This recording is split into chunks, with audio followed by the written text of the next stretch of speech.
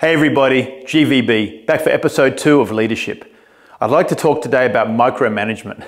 The amount of people I see in a position of authority who micromanage their people is astounding. The one thing I've learned about leadership is you have to understand the difference between going overview and going into the micro and the macro. You have to understand the difference in that. Because if you don't allow people to be creative and allow people to make small mistakes and you micromanage every step of the way, it takes the heart out of the movement. So they stop caring, they stop believing, they stop even giving you their best. So what we need to look at doing is not micromanaging people. If I found people on my team that didn't feel they were creative and we were in the film industry and they were technical people, I would give them a shot to do and I would say to them, I know you're creative, it's in there, we're going to find it. Let's help you reveal it. And I would sit with them, I would teach them how to set up a shot, how to shape a shot, to get the feel out of the shot, and then I'd walk away. They'd bring me some of you to it. Give me some of yourself. If you can do that, then this is going to be awesome. I'll see you in 5 hours. And I'd walk away and I'd work with other people. If they got stuck, they could call on me. But if they weren't stuck, I'd let them do what they wanted. And then I'd come back and I'd sit with them and go, well, actually, there's some good stuff here. And then I'd massage the shot a bit more, walk away again.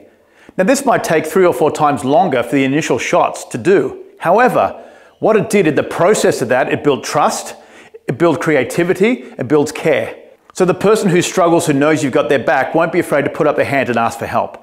The person who's having a harder time will ask you if you can give them advice. If they know that you can sit with them and help them through it, they're more likely to actually do that and push through.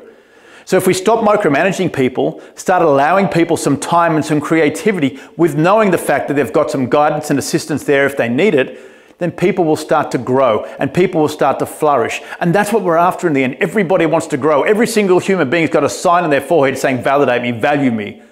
But if we don't value our people, if it's my way or the highway, if everything has to be done exactly the way I want it, then we're going to lose heart from our people. And we need to give our people heart. We need to give our people something to fight for and to come to work for with a smile on their face that makes them feel like they have a purpose. And if you take that purpose away, you're never going to get it back. So don't micromanage people. When you work with your team, work with your team. They don't work for you, you work together. There's many a night that went by on Happy Feet 1 and on Happy Feet 2, and my teams will tell you, if I couldn't help them technically, and they were going to be there till midnight or 1 in the morning, guess what? I sat next to them, and I kept them company. I got them dinner, or I got them coffee or tea.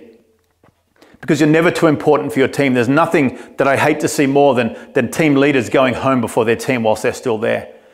The captain can't leave the ship. The captain stays with the ship. And that's an important factor. But your team will only be there for you if they know you're there for them. And if you allow them to be creative, you allow them to grow, you allow them to flourish, then you're going to have something that's so beneficial. And they will be there for you when you need them. Okay, so don't micromanage your team. Let them be free to create. And if you can do that, you watch the changes happen. GVB out. I'll see you next week for episode 3.